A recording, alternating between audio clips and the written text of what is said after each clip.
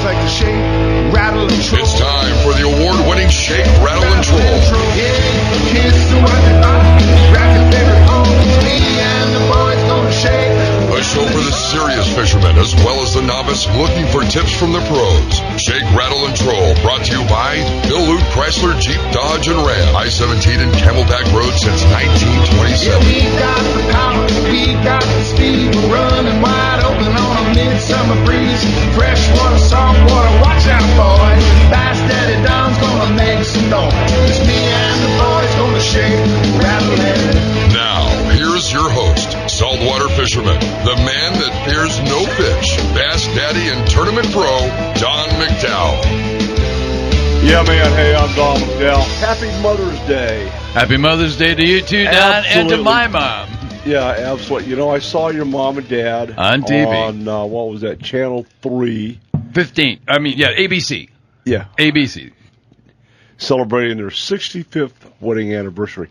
I haven't even lived 65 years. I can't even imagine being married 65 years. Particularly being married to the Walking same around person. going, yes, ma'am, yes, dear, Yes, dear. Yeah. I don't know nothing about birth of no babies, but I'll take out the damn trash. Yeah, I got it. Considering my dad 65 years of that. Think about it. That's Jim Brown is in the studio with us, not to be confused with James Brown. I feel this is good. Jim Brown. Yes, I'm here this morning. Fish clipper, Yep. Robo Westy, and some things that, you know, I'm really torn. It's always really good to see you, but sometimes I'm really caught in a quandary. Because? Well, he's got a new bait. Whoa. You're not supposed to say I know. anything. You know, it's one of those things that you go, wow, they're back. Cool idea. Yeah, and this is taking stuff to the next level, and I'm just letting you know that. I'm not going to tell you what it is, but We'll get into it a little bit. yeah, It's slowly, very slowly getting out there, the word. So I really don't want you to put that on the market. I know, you know. but Yeah, we prefer that you stay impoverished and let us have the few samples that you've got. that's right. You want something for free? I'll give it to you. Yeah, thank you. Wow. Okay, we're going to talk about not tuna pianos, but tuna fishing today. All right. Good. Bluefin are in off the coast of San Diego, about 90 miles. Really? Yeah. So we need to get prepared for that. Jim's a tuna fisherman. I've seen him do it myself personally. Does a good job. We have one soldier to honor today that died in combat last week. And we'll be talking to Rick at H&M Landing for the offshore report. I don't think there's a lot of activity. There was a little bit of weather over there. We're having some of it today. I feel like, you know, sticking my head in a aftermarket can filter just to breathe today. Yeah, tell me about it. Yes. The Sahara. Did you have your time up on South Mountain today? Yeah, it was the 3-mile loop was funny because we were heading into the wind taking off, and it was just pure gunk. I have no idea what I inhaled through that first 3 miles. Yeah, I don't even want to know. But anyway, we'll get through that, and then we'll be talking to James Guggenauer, not in downtown Payson, in downtown New Mexico. It's someplace. I think he's got Is he vacationing? How can you live in one of the best spots in the world and want to leave it to go on a vacation somewhere? Well, it's one of those things. He's married, and when Mrs. James wants to go see her mom in New Mexico, he gets in the hot rod and they go to New Mexico. What's wrong with just handing her the keys? Yeah. Last time I checked, Greyhound went to New Mexico. Oh, even better. Yeah, buddy. Bye, dear. Yeah. Besides that, you know, a lot of other stuff going on in the newspaper today. Not that I want to promote the Republic by any means, but we don't. There is an article about what we're facing with the water crisis, and we truly are getting into one here. And I've really got some issues the way our water managers manage water. They need to be in adaptive management practices, which they don't have. They keep doing the same stuff, expecting different results, which is defined by Webster's as insanity by draining Bartlett Lake to work on the dam that they did the year before that, and the year before that, and the year before that, and all these excuses that they have. Now they pull the plug on Horseshoe Reservoir to mitigate the water level at Bartlett, and we're right about the 50% level, maybe a little bit less on the Mother Lake Roosevelt, and we've got some storms brewing over there that we faced in 2005 through 2007, and that's the golden alga blow up. Is it coming already? Well, what we're faced with, the prediction is by end of summer we'll be down to 35% on Roosevelt. Are you serious? 30? Yeah. I'm not joking about it. Not today, but the conductivity increase stresses out the golden alga. Right. And not unlike a lot of XYs, when they get stressed, they put out this toxic poison that kills everything in the lake. Happy Mother's Day. Happy Mother's Day. Oh, yeah. Yeah. I'm just saying. It's a bad thing. I understand. And the last time we had that, we lost Apache, Canyon, Saguaro, across the board, killed all the fish. That was 5, 6, 7 years ago now? Seven? Well, it was yeah, 7 at the worst? The conditions were in 2005, and I don't know where we are precisely today, but earlier in the year, we were in the same atmospheric condition globally as we were in 2005, which is one of the driest years on record. So we really need to hope for an early and hard monsoon in order Well, to what we've got going on off the coast over on the Pacific side is the El Nino. Nino is coming? Nino, yeah, it's swinging in, swinging out, and it's a warm water surge on a current level. When it swings in, we get a lot of moisture. Right.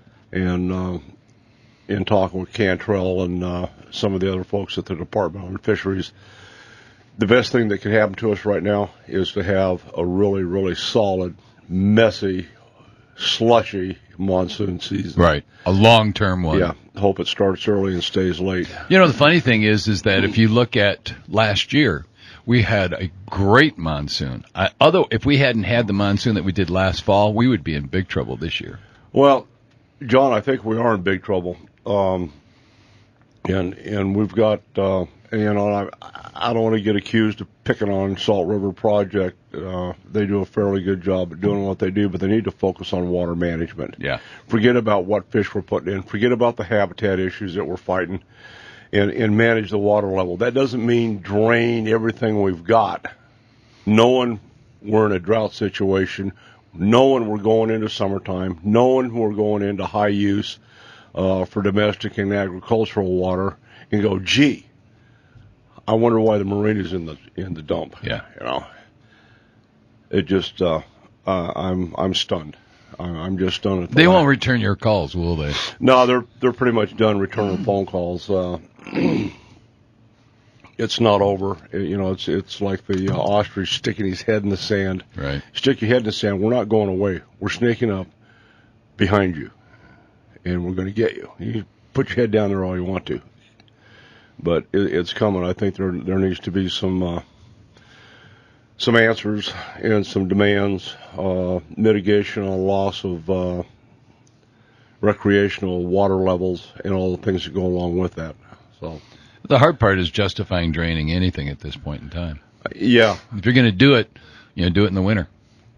One would think, and we're at a place in our timeline where we need today to draw the line in the sand, the battle lines, and we're being attacked. We're being attacked by Center for Biological Diversity, the Sierra Club, Defenders of Wildlife, and those that don't do what we do, that are confine themselves to the boundaries of a Starbuck, that are going to tell the rest of the state, nation, as it were, where we're going to go.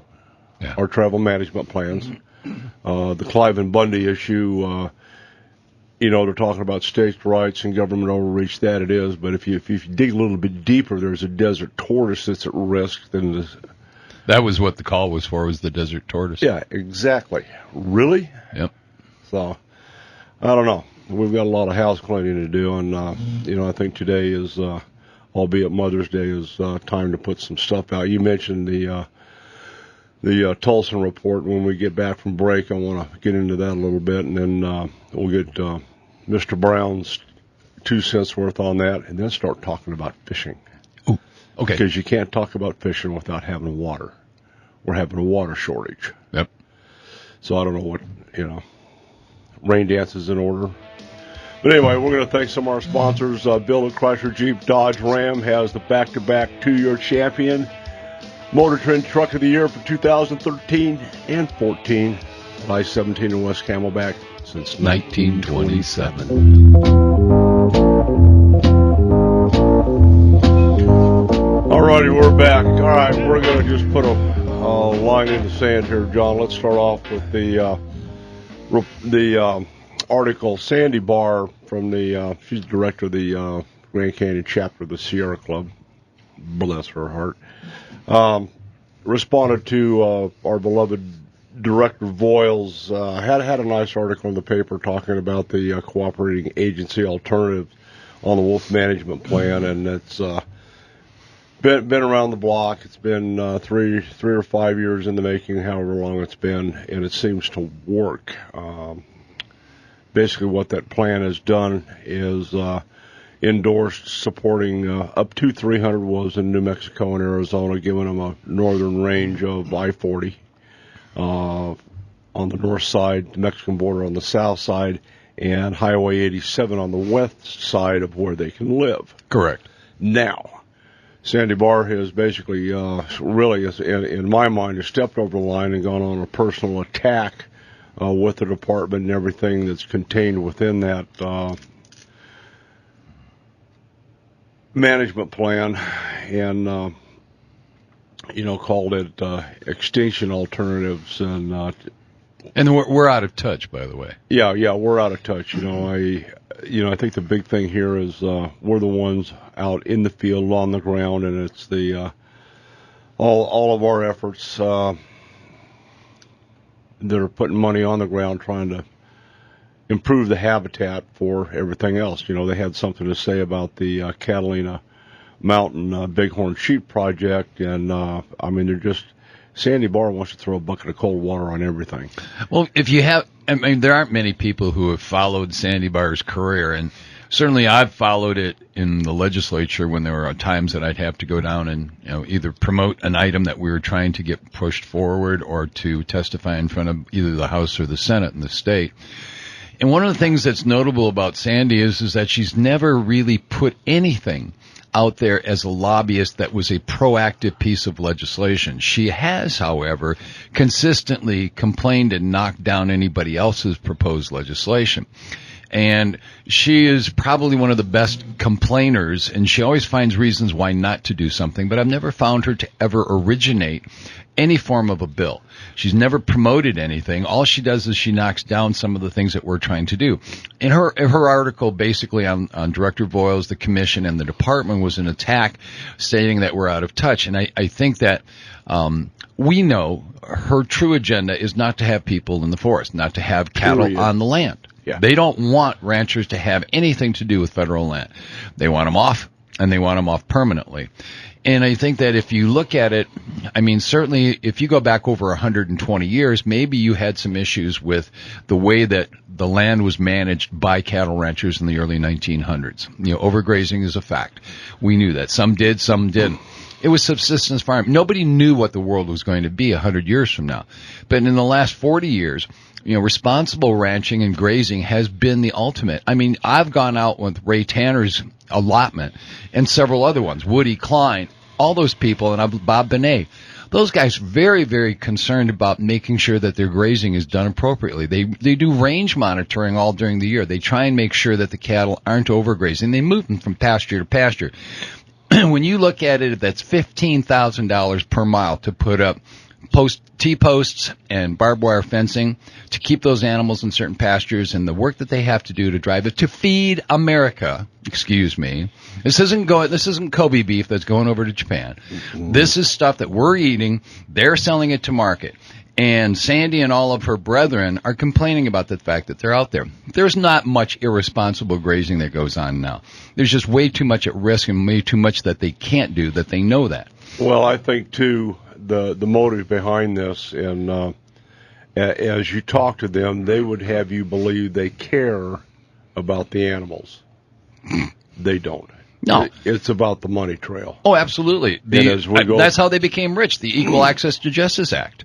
The Humane Society Center for Biological Diversity, I mean, they were made by that. Absolutely. And that's where I mean, if you've got a big cookie jar and you don't want anybody else at it and you don't want anybody else shutting it down, they keep dipping their hands in that cookie jar because they know they can. They're making money. Yeah. And it's off the American public. They had the gall to complain, the center did, for the $250,000 of, quote, wasted taxpayer money because Idaho and their state legislature approved $250,000 to help with maintaining the wolf population.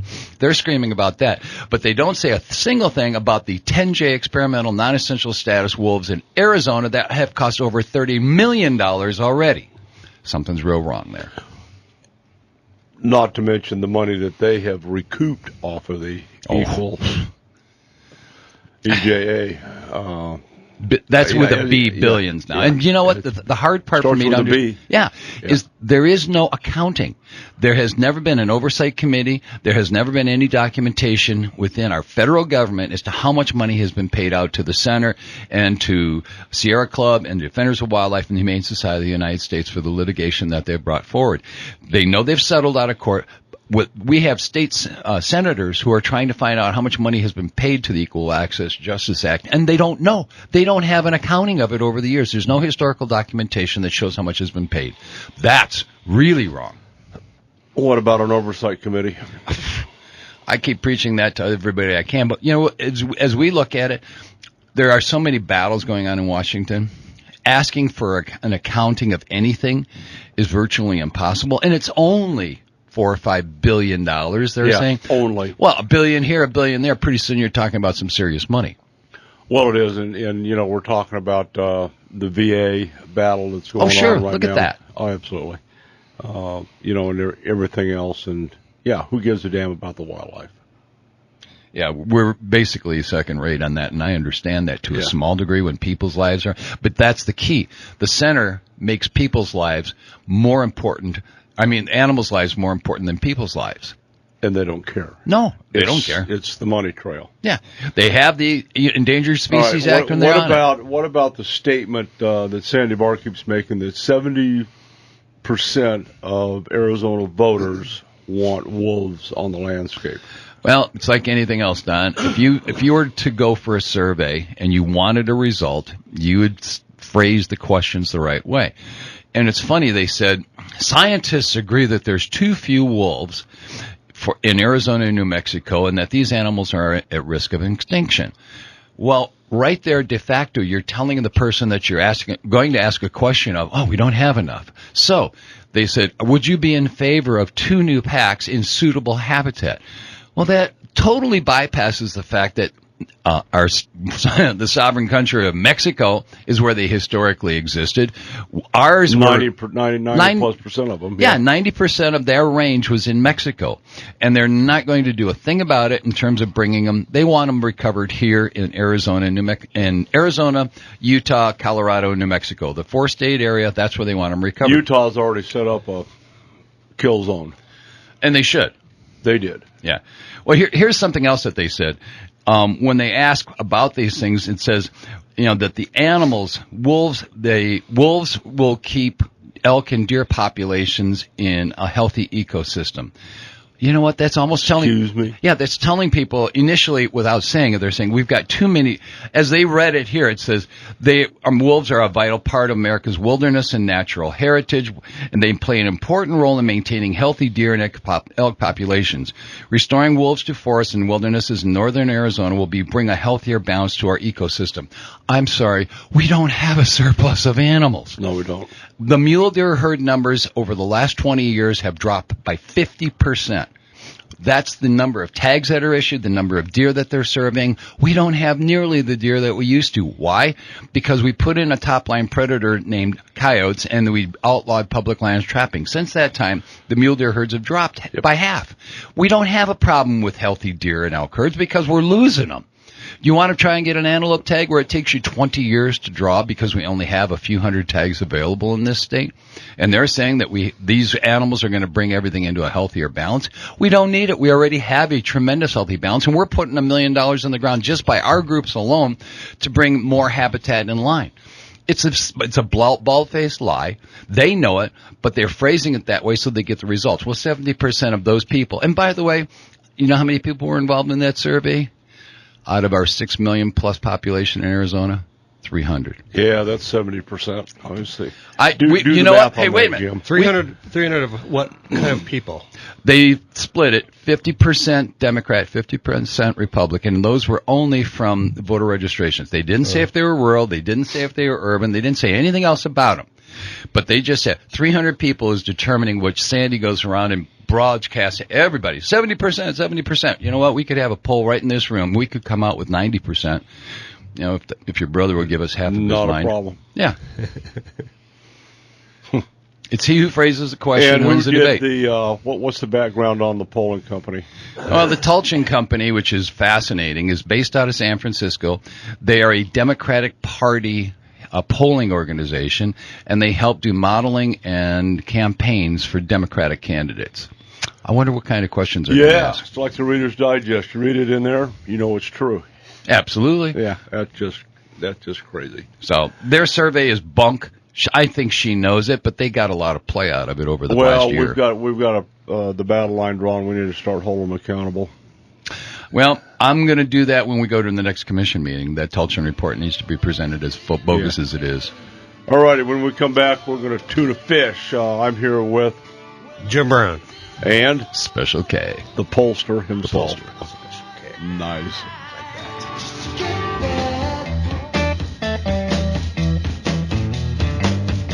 All righty, we're back. If you look outside, you see some stuff blowing around out here. That's an understatement. Offshore from San Mateo down to the Mexican border, extending out about 60 miles, including San Clemente Island. There is a small craft advisory for winds in effect through this evening, and it is blowing 20 to 25 knots. Waves right now are 4 to 6 feet, kind of bumpy. And you want me to go out there fishing? Well, the interval is what's interesting. Between wave to wave, they're anywhere between 9 and 16 seconds. And the smaller that number is, the bumpier it is, depending on the size of the boat you're in. We've been out there and experienced some of that. That's good times. Yeah, absolutely. Excuse me. I get seasick if there's waves in the bathtub. Come on. They make things for that. The patch, all that good stuff. Jim, I want to thank you for coming down. I have to ask you, how's the weather front on the Robo Westie? Well, we're slowly getting it out there. It is a lot of work. As everyone knows, marketing is key, and word of mouth is key.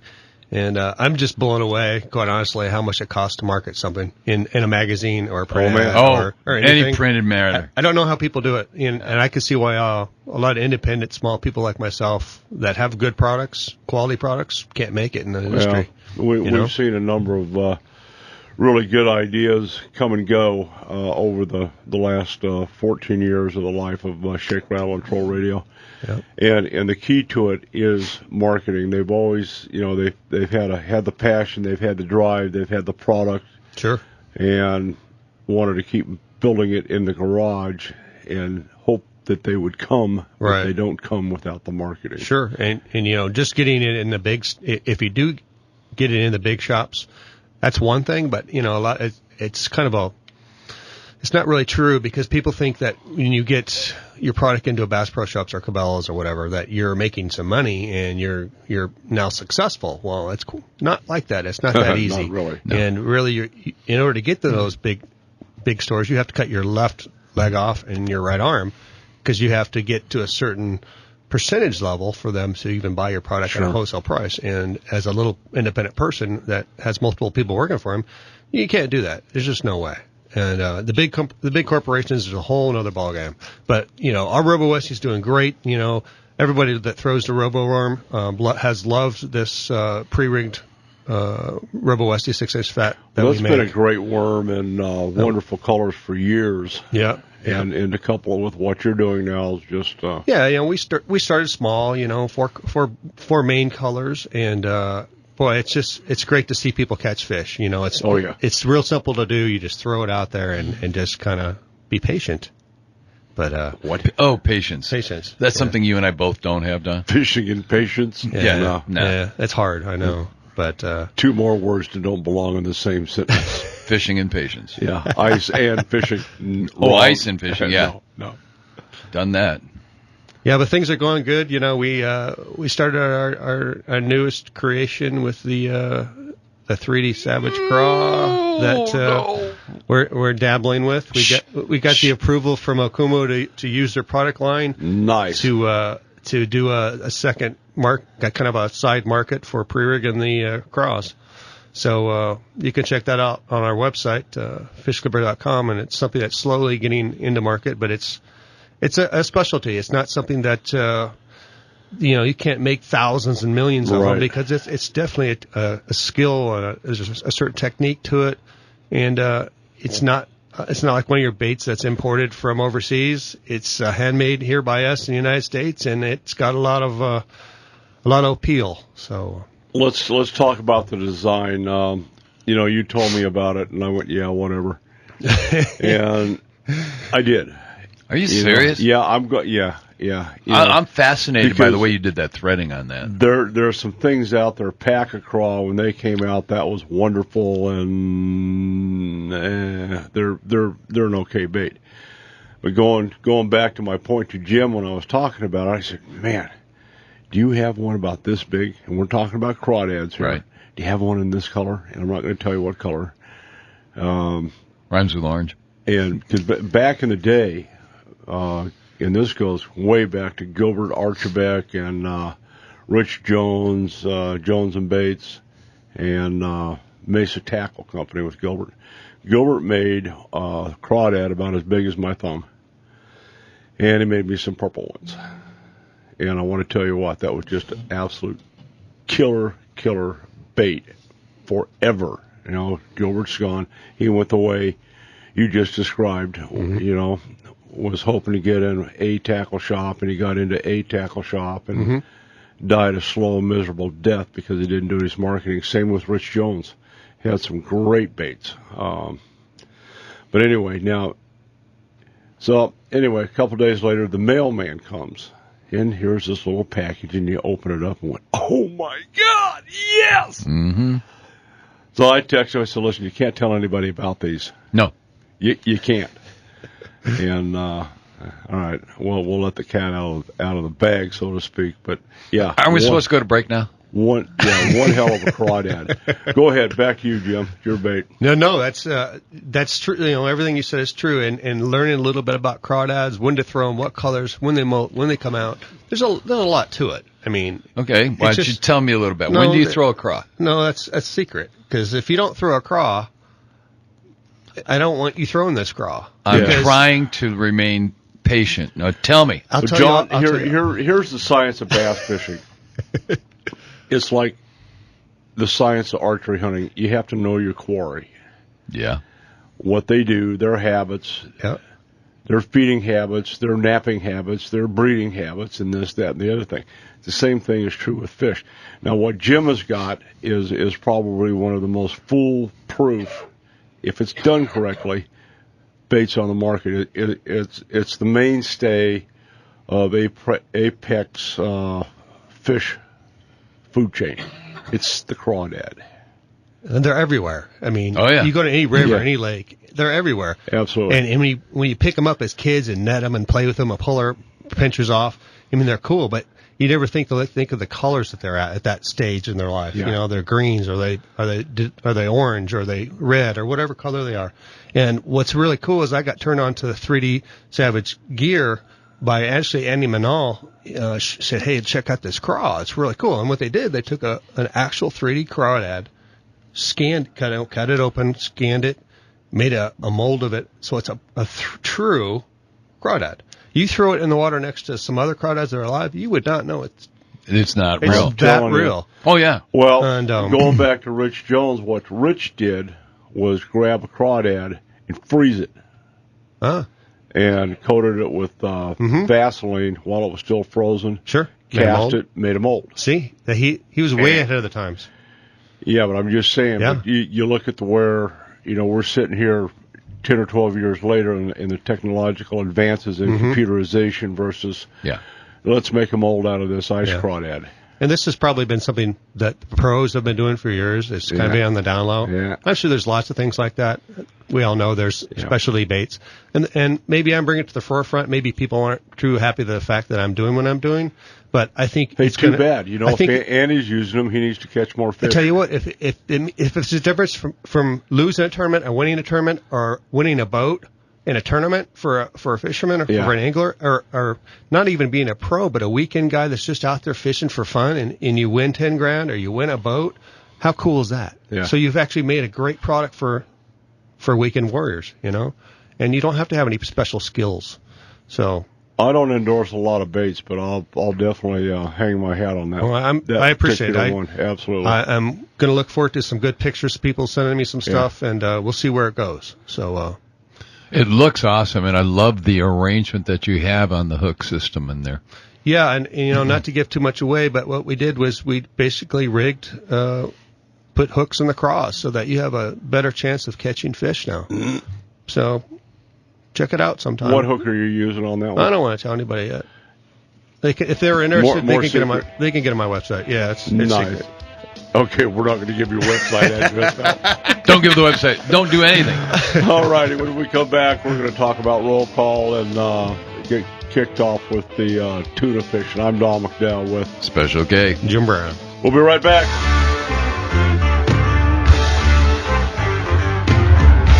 All right, we're back. Jim, all kidding aside, what's your web address where the guys can take a look at this new crawdad? Well, the crawdad's actually not on my website yet, but it's actually on my Facebook page. Okay. You can go to JB Design LLC or go to Fish Clipper, and you can find us. We have some photos on there of things that we've been threading for the last few now, weeks. can we order those directly off the Facebook page? They're not ready quite yet for sale. I'm still dabbling, but they will be available on my website. I'm hoping within the next couple Are weeks. you going to have them in a tackle store near you? I probably will just have them on my website right now. Nice. Oh, good. I'm going to try to hoard it a little bit. Yeah. Well, that's not a bad thing. There's a lot of guys out there that made a ton of money by being the pro's choice. So to speak. And I tell you the reason behind that is it's a labor intensive thing, and as much as I'd love to have them in tackle stores, there's not enough money to be made after all said and done, buying parts, putting them together, labor. Oh, no. I can't cut my legs off and get them in a tackle store, and the tackle guys, make $1. They're not going to want it, or make $2. They want to make 40%, and it's not going to happen on this product because it's handmade, and it's just the way it is. Yeah. And it is a specialty, and you can't make a lot of money. I get it. I can't do like a 3 for $19.99. It's not happening. So it's going to be custom. If you want them, they will be on our website. They'll be available, and they're going to be probably $9.95 for one crawdad. And but that one crawdad might win you a tournament, and make 10 grand. Yeah. So do the math. So it's the same old thing where our fishermen are a bunch of cheap people, because you go out and you buy a $60,000-$70,000 bass boat, but when it comes down to fishing and buying tackle, you don't want to spend $10 on a piece of plastic because it's going to catch you a fish. Yeah. And I don't quite understand that yet, but I guess that's the way the world. Yeah, you start doing the math. You got let's say $55,000 truck, $55,000 bass boat. You got $14,000 in rods, reels. And, It's true. That's very true. You don't want to spend $10 on a lure? Yeah. I always want to spend the most on the lure. I don't have the bass boat. I don't have to worry about the truck. The Prius covers right that. there, boy. I'll spend a whole lot of money on lures. Yeah. Yeah, but we just recently got the okay from Okuma, so we have an order in with them. We're waiting for an order to arrive, so we are going to have 3 different colors. When did Okuma move into baits? They have so much stuff. I mean, they just exploded all of a sudden. Yeah, I saw them when I was at the Lake Havasu Bass Pro Shops thing up there. There was a rep there, and I got their brochure catalog, and I didn't know they had so much stuff, quite honestly. They have shrimp and, all kinds of stuff. It's crazy. Are these baits scented? They are. Ooh. They are. Are you serious? How do they do that? They mix it in the recipe. In the resin? Yeah, it's like making cupcakes. Okay. Okay. You put a little of this, a little Little of that, icing. and then Shake it out. 4 shots of Tabasco sauce. Yeah, but it's in plastic, so I mean, it's in a resin form when it starts in the molding. Mm-hmm. So they have to obviously fit that into somehow in the molding so that the scent stays with it. Over the years, we've seen all kinds of salt impregnation, salt in the bags, Water and, activated scents. a lot of that kind of stuff. And back when I was working with Rich Jones, learning the nuances of soft plastic baits, there's a Homosassa Springs, Florida, Scientific Baits. Scientific Scents, I'm sorry. Scientific Scents. You send them a smell. Okay? They'll duplicate it. Nice. I got a couple I'd like to do. I'll tell you what. You send them a jar of Dunkin' Donuts, maple bar. Yeah. You can get that in a squeeze bottle. Well, I'm serious. I don't know how you can get some sense in a bottle, though, but I don't know. There's some sense that I really like. But we started dabbling around with, Rich is not making baits anymore. He had a base of garlic, clam oil, and crawdad juice. Okay. And that makes sense. Yeah, it was good stuff. Yeah. And the garlic, what's your scent? Do you know? Yeah, I don't know exactly. It's not something I know. It's hush hush. And mine's Ode to John. Yeah, I know Ode to John. Gypsy Red. I like I said, I just buy the product that's already pre-manufactured, and I'm doing a secondhand custom thread on it. So, we're going to have the summer craw, the spring craw, and we're starting with peanut butter and jelly, 3 colors. Nice. So, depending on the seasons, you can get a blue one, you can get a red one, you can get there's multiple colors they have, but none of them all are current to what's going on. Well, that's a seasonal thing, but I think the thing is you stay with you talk to Ron Schofield, who's been fishing for a long time. He throws one thing: blue. Blue, yeah. That's it? I don't care what day it is. Yeah. It's blue. That's just true. Okay, let's talk about that. Do you think that's more mental? I mean, he just has confidence. He does things better. Well, color does things at depth. Yep. Red turns to black, and the further down you go, the whole color spectrum changes. So what you and I are looking at is not what the fish are seeing. Yeah. How in the hell do we know what a fish sees color? Somebody figured it out. What, you get into a fish eye? Exactly. No, there's quite a controversy on that one. I don't know really what the I've truth always is. wondered how people can wear hunter orange. Who got inside a deer's eye and go, oh, look at that, I can't see orange. How do they know what they see? Help me out here, Jim. I don't know, but I have a green otter case. No, it's not. Orange otter case. Yeah, I was going to say, that's orange. He's seeing green. See, we got a problem. I don't know how that happens. So when you try to fish it out of 20 feet of water, it looks gray. I think it's just trial and error, It's just the way it works. Yeah, in fishing out here in the West, we have a tendency, a lot of us have a tendency to fish shallow. So you're fishing in, relatively clear water, let's say, where you can see 5 to 8 feet. That's true. And flipping a crawdad, you're not going to flip a crawdad in 45 feet of water necessarily. You're going to be flipping it 3 to 5, 3 to 8, 5 to 10. So the color spectrum is going to be relatively whatever it is. Yeah, what you see is what you get. Yeah, and then you get into the nuances of night fishing, black or red, or a combination of black and red. Some of the biggest fish I've caught, over 10 pounds, over 9 pounds, have been on black and red combination reapers, dragon reapers, which goes back 10, 12, 14 years ago.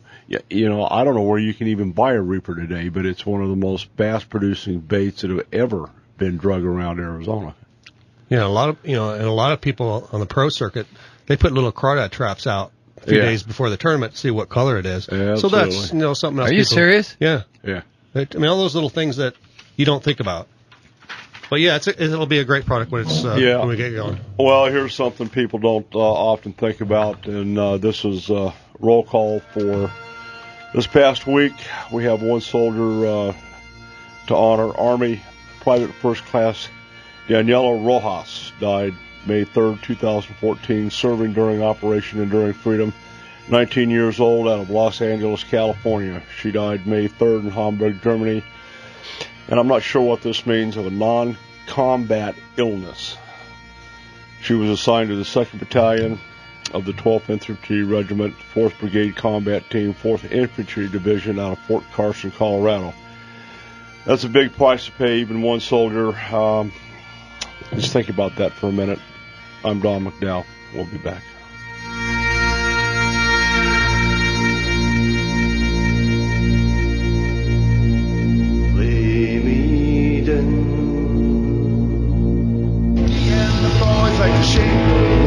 It's time for the award-winning Shake, Rattle, and Troll.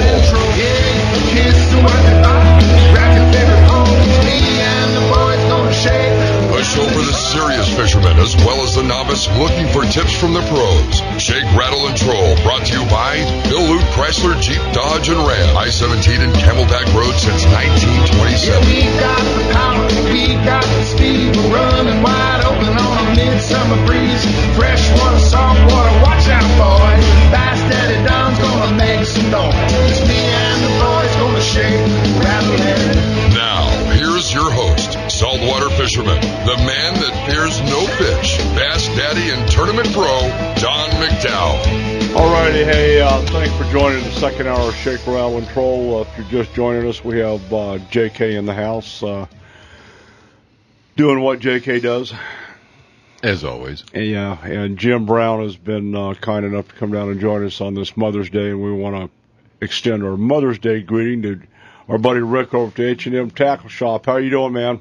Hey, doing good, despite the weather we've had this past week. You know, we were looking at the weather patterns offshore. It's been a little bit lumpy and windy, and you know, a little bit of bump out there. Oh man, it's more than a little bit. It's been pretty ugly the last week, but it's starting to calm down now. I'm trying to convince JK that, you know, 6-foot waves are just, they're okay. Well, we wish they were only 6 foot this past week, but we were having we were pretty serious. It was like 8 to 10 foot at 8 I didn't tell him so. that part, Rick. Come on. Yeah. We Fear factor is now entering the equation. Oh, there's no fear, because if it's too bad, we don't go. There's my luck. We would drive all the way out there, load up, get ready, get all the way out there, and you go, nope, not happening today. The only way that's going to happen is if you don't call me first. Gotcha. And I'll let you know what's going on.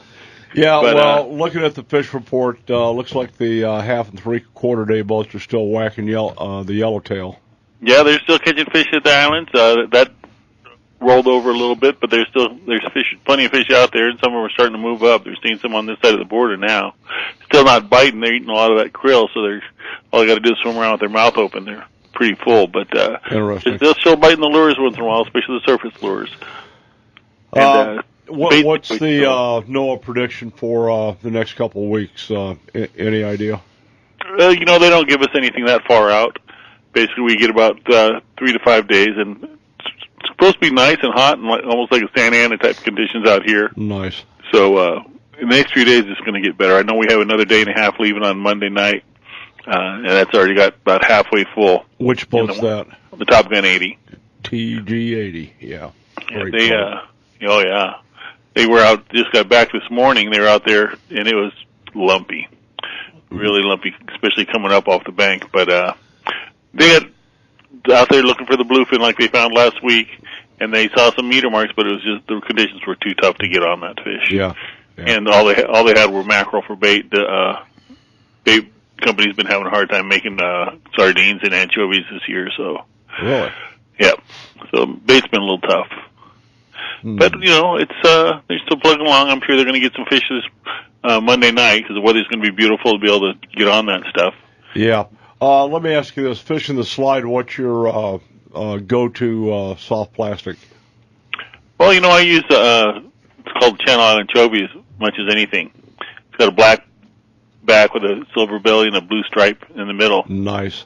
About an ounce and a half head. So, yeah, that's pretty much a go-to thing.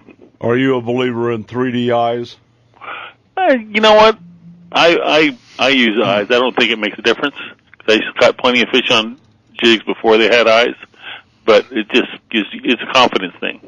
Absolutely is. And that's half the reason we buy fishing lures, because we think they're going to work whether they do or not. We've got Jim Brown from Fish Clipper in here. You met Jim a couple of years ago. We came over and fished. Uh-huh. And he's got some new Akuma crawdads that he's put out on the market. They're good looking, aren't they? Yeah, I'll tell you what. Yeah, I was just slammed when I opened up my my mail package and those were in there. Wow. Yeah, you fishing those on those jig heads, man. They really look alive. Yeah. Well, JK kind of mentioned a confidence factor, and a lot 90% of fishing. JK, is confidence. It's like you going in the woods. Yeah, I know I'll see stuff. You're going to take your compound bow that you have confidence in, or you're going to take this recurve that's got a crack in it that you have none. Exactly. I know where I'm going. Yeah, buddy. Yeah, it's the same thing. We have, lucky lures, lucky rods, lucky shorts, or something. Yeah, there's always a little mysticism involved. That's right. It's all good. What are you recommending for personal gear bags? We're going to get into that here in a little bit when you're going out for, let's say, a day and a half trip.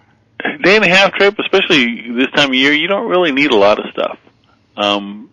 If you like fishing bait, get yourself some size 2, some size 1, some size 2.0, and some size 4.0 hooks. And you don't need 1,000 pack of that even. You're recommending circle hooks? It depends on what's biting. If you're catching yellowtail and the fish are under 40 pounds, J-hooks are just fine. Yep. If you're getting into that bluefin and the bigger fish, then you definitely want to have some circle hooks involved just for the sake that the circle hooks will keep that line out of the tuna's mouth. Yeah. Those bigger bluefin have some teeth, and I know last week when we hooked those 11 fish and we only landed one, about 6 of them were lost a deep color just from chewing through it. Ooh. So fluorocarbon's another thing that I really recommend. Not so much that it's invisible. Some people, there again, it's a confidence thing, but it does have a better abrasion resistance, and it holds up better in the teeth. So I recommend that. Are you recommending spooling totally with fluorocarbon, or just using a fluorocarbon leader? Just a fluorocarbon leader. About 3 feet is all I use. 3 feet. Yep. There you go.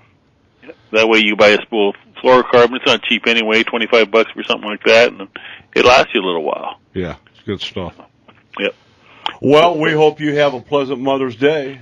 Oh, I will, and hopefully we'll have some report of those bluefin next week when I talk to you after the boats come back from Monday. Yeah, absolutely. We've got a pretty hectic rest of the month of May after that. After June 4th, it lightens up a little bit. So. Amen. We're coming. Yep, you'll be seeing a white Prius pulling in. So very good. Don't laugh. It's I'm true. just saying. I'll drive. Okay. 50 miles a gallon. It's hard to fight that, Yeah, it's hard to argue with it.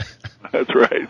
All right, guys. Well, we'll see you soon. Absolutely. Don't forget, if you guys want to go fishing, give us a call at 619-222-1144 or look at hmlanding.com. This summer's going to be a good one, so make your plans early. It is. God bless you, Rick. Thank you, man. Good day. Thank you. Happy Mother's Day, guys. You got it. All right, well, there you have it. I didn't want to tell you how bad it was earlier in the week, but the 6-footers are what they're having now. He said 8 to 10s. 8 to 10's a bumpy day. And it's hard to fish. Hard to stand. I've been out in Lake Michigan when they had 8 to 10s, and I was only in like a 25-footer. Ooh. And that, to me, was just unbelievable. That's a bad day. It's brutal. Yeah, we're looking out. Day. I was sitting in the back, obviously, with they had downriggers and cannonballs that they held the lines down with. And I'm looking out, and I couldn't see the sky because the waves were so high over us. And I hate that.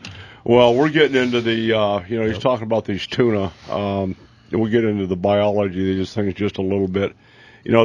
They're called speed freaks for a reason. These guys will hit a cruising speed of about 10 miles an hour.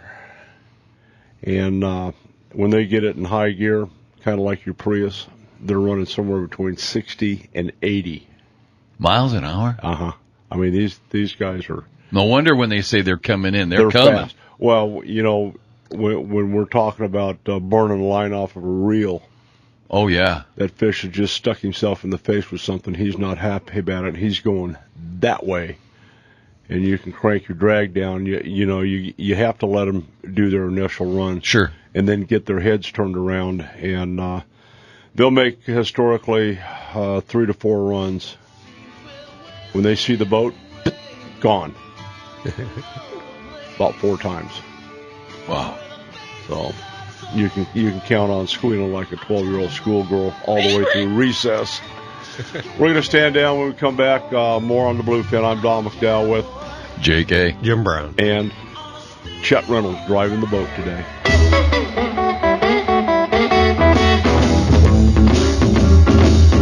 All righty, we're back. The Pacific bluefin, their scientific name is Thunus orientalis. And these guys, JK, they get up to 1,500 pounds.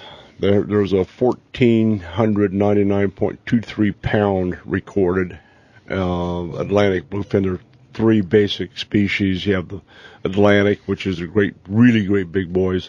The Pacific, and years ago they thought there was only one Pacific species, but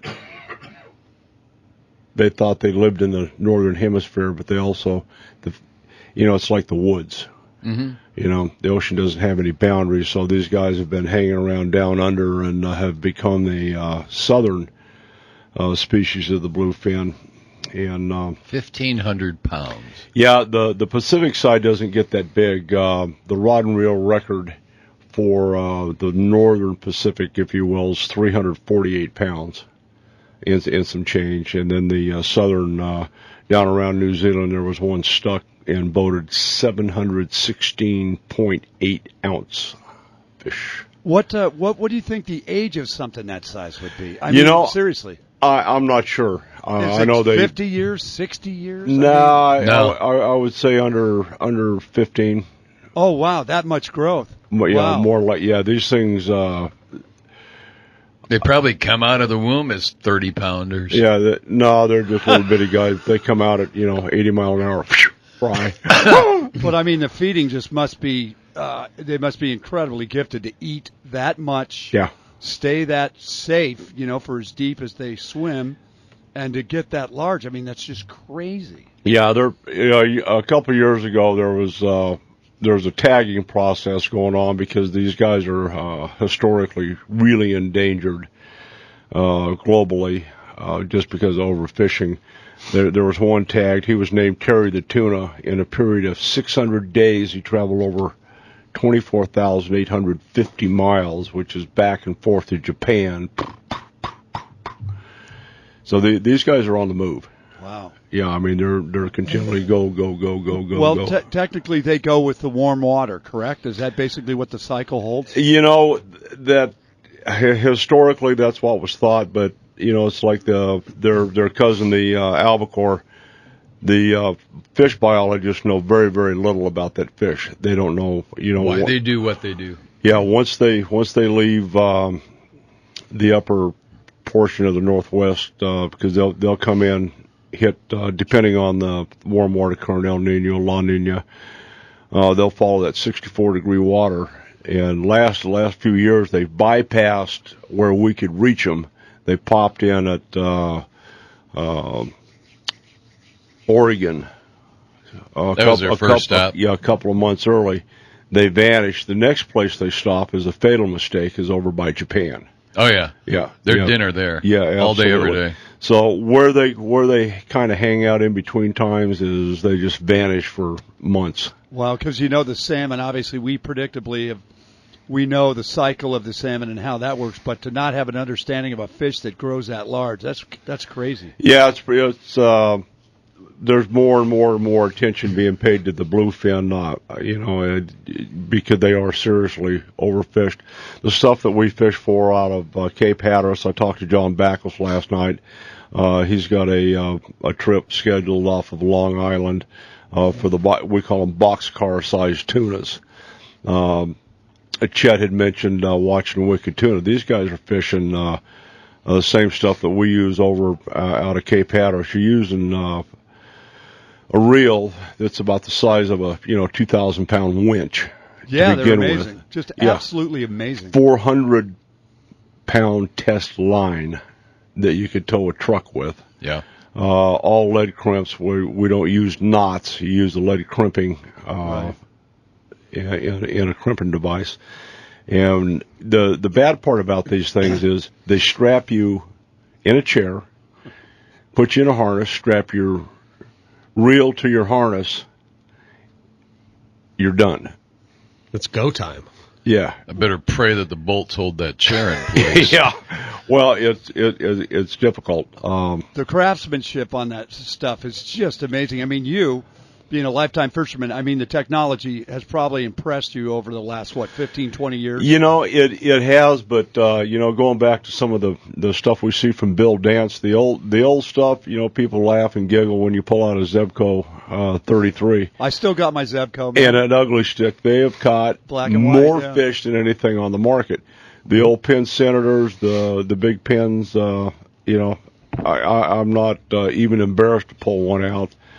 You can buy them on eBay as a keepsake or a relic for $55 to $85. Yep. I still use they'll mine for catch the fish. rainbow up in Colorado. My father and my brothers go fishing. I've still got my Zebco, man. That thing must be 30 years old. Yeah, there's been- one in the bass boat. I love it. I'm serious. It's been nothing but I'm but just great saying. for me. Yeah. So it's these guys are pretty interesting, and we're talking. I'm a little curious to understand why the Everham brothers are having trouble making bait on the sardines. Yeah, that was interesting that they can't make the bait for sardines. Well, I'm and going to have to look into that, John. That may anchovy. be current related.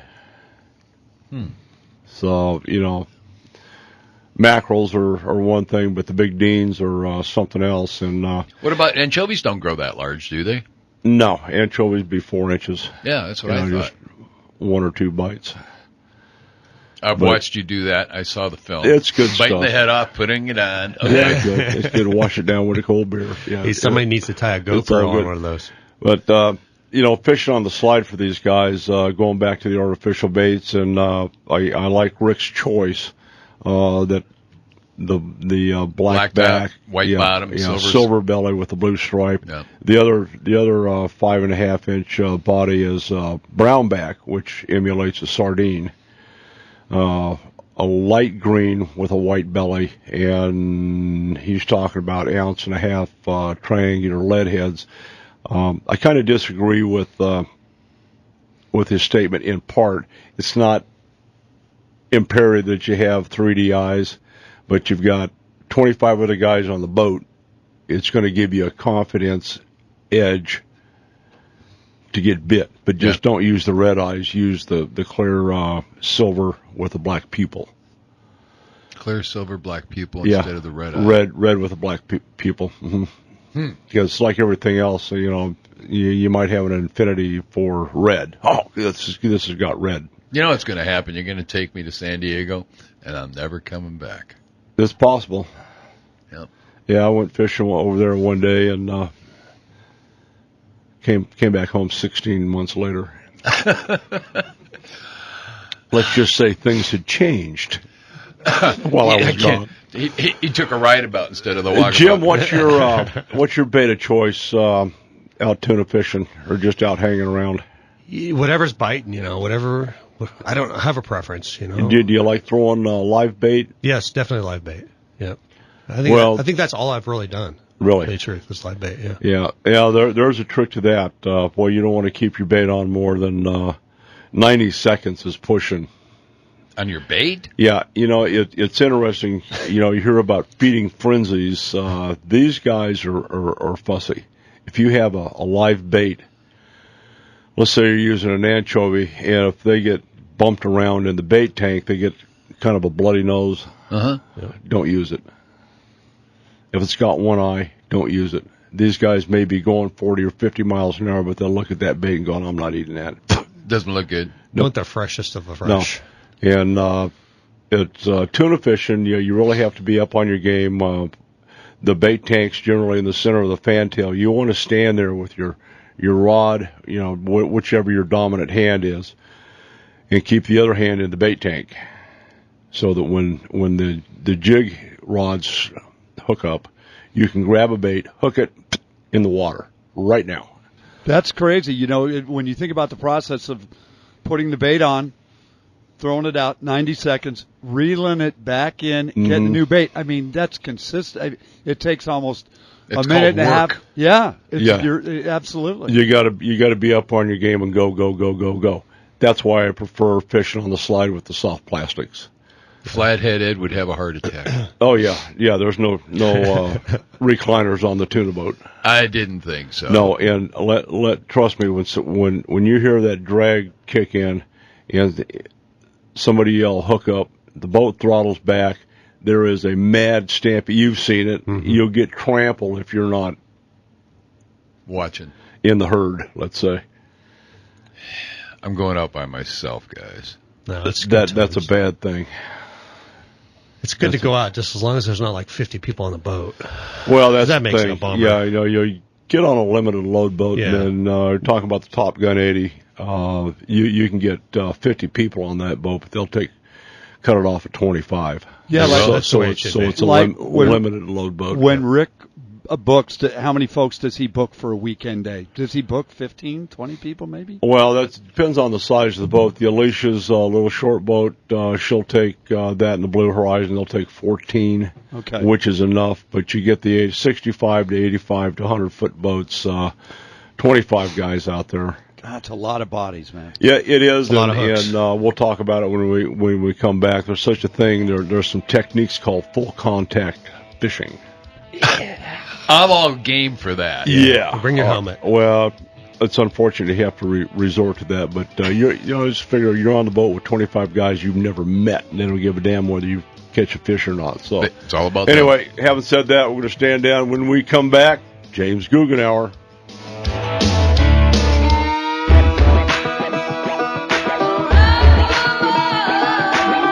All right, we're back. We're going to switch gears and go to James Guggenauer, our master rod builder from Rim Country Custom Rods, with the Rim Country Fishing Report. James, happy Mother's Day, sir. Well, happy Mother's Day to you and all the listeners, Don. You got it, buddy. What's happening in your world?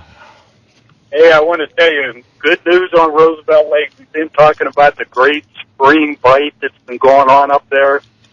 This week, with the winds dying down a little bit, the topwater bite turns on when the wind goes down.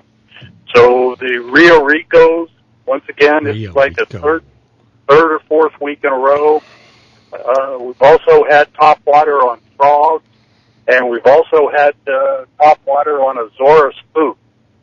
So all good baits to be using this week for sure. We haven't talked about frogs for a while. Right. And I've even got a hot spot for that. I know a lot of the anglers that fish on Roosevelt Lake between Windy Hill and Schoolhouse Ramp. There's a bunch of stick-ups, a bunch of little cuts that go back there with some brush sticking out of the water. That area with a frog has been just dynamite this week. Nice. Right. The crappie bite is still a little bit slow, but a little better report this week. We've been talking the last couple of weeks about how the crappie are going to start to school after the spawn. We're seeing a little bit of that, and the numbers are picking up a little bit. But hopefully it'll continue through the spring, and we'll get some good schools of crappie out there in another month or so. All right, that sounds pretty good. The wildlife fair up in downtown Payson, John and I were up there yesterday, was a big hit. There was some monster trout coming out of Green Valley Lake. Yeah. Oh my gosh! Really? I don't know what it is this year, but the trout bite in Payson, like you said, at Green Valley and up onto the rim, it's just been phenomenal. And it's a little early this year. Usually we're talking, after kids are out of school in the June time frame, late June is when the bite picks up. But for some reason right now, it's just been over the top. And, Dennis Perch from Payson, who does a lot of trout fishing, even he's telling me that he hasn't seen it this good in a lot of years. So if you're convincing Dennis that it's a good trout bite, it must be a good bite. Yeah, it's all good. All right, well, we appreciate the report. The topwater bites going on over there. Any particular recommendation and colors for your spook? Well, the spook, most guys are using the chrome with the black stripe. But the one that produced best last week that I heard, and these are experienced anglers that fish on Roosevelt Lake 3 times a week, they're telling me that the Rio Rico in a white pearl color was the top producer last week on topwater. Well, that's good. That's damn good bait. Would you use that at night? The Rio Rico black at night?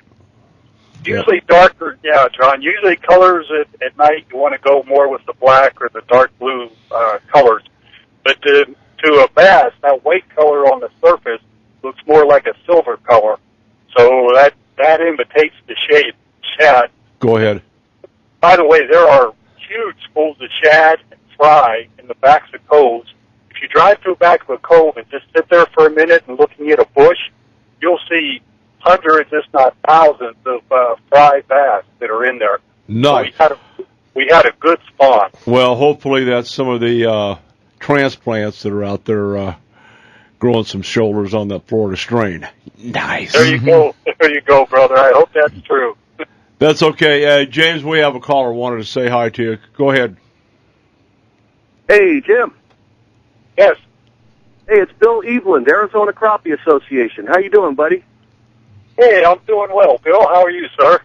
I'm doing great. Don, how you doing this morning? Yeah, life's good today. Oh, yes, it is, sir. Yes, it is. Happy Mother's Day to everybody. And to you. Jim, last month I stepped down after 7 years as president of the Crappie Association, and one of the things that the club did for me is you made a custom rod for me, 10.5-foot, medium light, fast trolling rod for a crappie. And I got to tell you, man, this thing is absolutely beautiful. Oh, that's great. I remember that rod, Bill. Yes, appreciate the comment. Yeah, some years ago you gave me one of the Kurt Rambo rods to raffle off at one of our events, and that was a big hit. I didn't win it. I wanted it, but I didn't win it. But I'll tell you, this rod's beautiful. They put a nice Shimano Sedona on there for me. I got some 20-pound Power Pro, and if I could just get the crappie to start biting, I'm looking at having a great time with this rod. Yeah. Hey, I can tell you, Bill, you've got some great friends because, one of the questions I always ask with a custom rod is, what kind of reel are you going to put on this rod? What size, and what are you going to use the rod for? And so they had this all planned out. They told me exactly the reel and what size it was going to be. So I was able to set the rod up exactly for that reel. So it worked out very well. Well, I'll tell you what, I appreciate those comments. And, when we started this thing back in 06 talking about it, Art Chamberlain, Bruce Iver, and myself, and along with some other people, I never imagined the friendships and the quality of people that I was going to become involved with through starting the Arizona Crappie Association. They are amazing, lifetime friends. My life's changing. My son's in Air Force boot camp right now, and I'm thinking about moving home to the San Francisco Bay Area and getting married again here soon. And these friendships that I've made with these guys will last the rest of my life. They are an amazing group of people. That's great feedback. Yeah, I agree with you 100%. I kind of feel the same way since I moved to Rim Country. Yep. And Don, I got to tell you something funny happened yesterday. I met a friend of yours, Gina. Gina and I met on Facebook through the Wing Bombs page, and I left you a message on your Facebook earlier today about that. But she's a really cool lady, and she helped me find out some good information about my son in basic training, and she seems like a really, really good person. Yeah, I'll tell you what, the Rullies are really solid folks, and they've got a daughter that's, I think she's over in New Mexico at this point. New Mexico, yes. Yeah, just came back from overseas and guarding New Mexico. I know I sleep better at night knowing she's over there. Yeah, they're incredible people, and for especially for what they do for for our men and women in service and their parents as well. You know, Gina led me to some pages with some great information about my son's flight over there in San Antonio, and so we're really thankful to know her. And if it's okay, Don, I'd like to mention our club website to your listeners. Go right ahead. It's azcrappie.com. We keep our board clean of any material that it's all crappie fishing in Arizona. There's no political discussions or joke of the day, any of that kind of stuff. It's about crappie fishing in Arizona. What? No griping and complaining? Have a crappie day. Oh. Yeah. No. We moderate it fairly tight. Now, we do have member-only forums where only members of the association can get into, and we mix it up a little bit in there, friendly stuff. But on the public forums, it's all crappie fishing. Unfortunately, there's not a lot to report right now. Roosevelt's been putting out some better numbers. The bite at Bartlett is off and on, can be great and can be slow. Of course, San Carlos, and nothing to say about that. But it's a great website. It's kid and family friendly. Invite you all to go on there. My name on that website is Piscoli. If you want to send me a private message and get you more information about possibly joining the Crappie Association, or the people on there will help you out all they can to help you catch more fish. Yep, that's good stuff. We'll have to have you in studio. I'm going to wish you a happy Mother's Day and good luck on your Air Force recruit. James, have a good safe trip home, and we'll talk to you guys next week.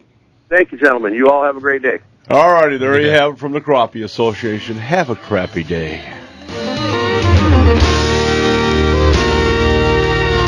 All righty, we're back. Good information from James. The top water's one of my favorite techniques, and you'd ask about the black. Yeah, we took a black big Zara Super Spook. It's got 3 trebles and some BBs, let's say, ball bearings, so it'll rattle. Took the hooks off and put a coat of flat black on it with a clear coat. It's good for throwing at night. I got to remember that. Yeah, because they're. I always thought that was the rule: light white, dark black. Yeah. Because these guys are keying in on silhouette. So that's reaction. Why wouldn't they go after white at dark then? It would stand to reason they would stand out more on a top water, but maybe not. No, not really. You're looking at it from a human's bird's eye point of view, and you're not looking up at. See, I still want to know how in the world they determine what a fish sees. Well, you just got to talk to them. You've had conversations? Yeah, you ever have a conversation with an elk? Yeah, they talk to me all the time, but that's all right. I'm just saying. Okay, never mind. All right. I don't know what they see or how they see what they see, but we chat. James, how many colors on the Robo Wester do you have now? We're starting with 4. We have a handful of other ones on the horizon, but we're just starting off trying to get, we just launched in December. So what's available right now? Oxblood, nice. Morning Dawn, Oxblood. Bull Bluegill. Yeah, and Aaron's Magic. Aaron's Magic. Yeah. And you know what? It's interesting. I was just on break. I was just looking at the Lake Fork tournament that's going on over there right now this weekend. The Toyota. They're pulling out this guy. Like, you believe this or not? 74 pounds. Day 2. How many fish? 5 fish limit. What? Yeah. Oh yeah, they're. Can you imagine that? I mean, that just is unbelievable. That's crazy. 74 pounds? Keith Combs is in first. He's got 75 pounds, 8 ounces That's 2 days. 2 days. Yeah. That's 35 pounds a day. Yeah, they're over almost 40 pounds a day. They're culling 10-pounders. Culling 10-pounders. Yeah, fishing Lake Fork is... that's amazing. It's one of those places. You have a good day over there. It screws your mind up forever because when you get back home, you think it's going to be... It should somewhere be that way, yeah, and you're going to do the same thing you did over there. That's probably a 100-pound tournament for 3 days. Yeah, that's easy. Nuts. Yeah, the stuff you have to use over there is crazy. You're talking about using 25 and 30 thousandths wire on your spinner baits. Wow, They'll tear the hell out of a spinner bait. Sure, yeah, that big. Experience. Oh yeah, that'd be fun. I'd love to cull a 10-pound fish. 10-pound bass? Yeah. Give me In your a break. lifetime? Yeah, in my lifetime. We've had some 40-pound days on Pleasant back in the day, and Roosevelt at times. Wow. Not often. Yeah. Not often. That's crazy, though. But still. But yeah. Oh, they need a crawdad to win a tournament, you know? Yeah. Yeah, Crawdad on Lake Fork. I don't think he's got a chance. Those hooks will be straightened out so quick. Yeah, man. Anything you want to bring up? We got a couple minutes to get this thing closed out and get on with our Mother's Day celebration. It's a good thing that guys don't have to go through childbirth because the population of the world. Excuse me? I said it's a good thing guys don't have children because if we had to give birth, the population of the world would be 1/20th of what it is. Think about that. That came out of left field. Well, it's Mother's Day. That's about. Oh, okay. All right. Come on. Okay. It's Mother's Day. Thank you all the moms who do it, and thank you for having children because if guys had to do it, we'd never do it more than once. There would be no multiple kids. We wouldn't have siblings ever. I know that. We're smart enough to figure that out. I don't even know how to follow that up. You don't need to. I'm just going to move right past that one. Well, I'll tell you what. I decided today I'm going to do the Mud Runner for sure. Yeah. Now, next month, up in Payson on the 7th, June 7th, I believe, a Saturday. Yep. So I'll be doing that. Going to be a big one. You guys can make fun of me while I go through the obstacle course. And No. We will make fun of ourselves for doing it. No, that's going to be a blast. I'm looking forward to it. Yeah. It is the most enjoyable 35 minutes you'll ever go through. It's because it's fun to watch the other people Only struggle. 35 minutes? Yeah. That's what I did. My time was 38 minutes last year, I think. Yeah, everybody else did it in 25. Well, I saw you kind of lagging at the end there on that video. You're just kind of limping. Yeah, I was the end. I sent you an email about all the parasitical issues. Yes. Oh, yeah. Contained in the water in the arena. The arena. But I think that Payson does a better job of cleaning that arena before we're going to put mud in there. All I'm going to say to you is don't drink the water. Don't inhale in it accidentally. Believe it or not, Jim, that's the problem because when you're rolling through some of that stuff and your mouth has to get open to breathe. Right.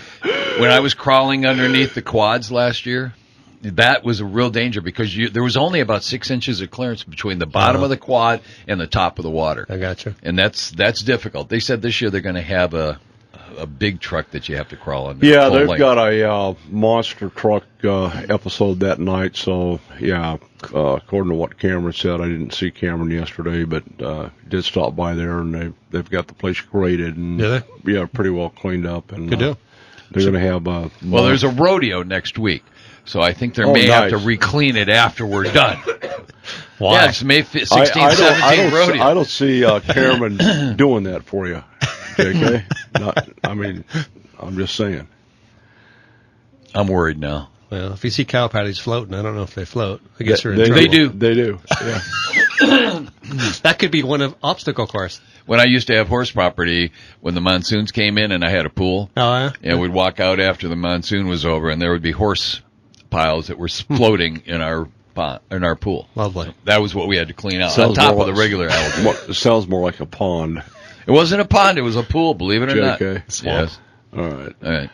All right. Any closing parts? We've got a banquet coming up. Yes, Details? we do. May 31st.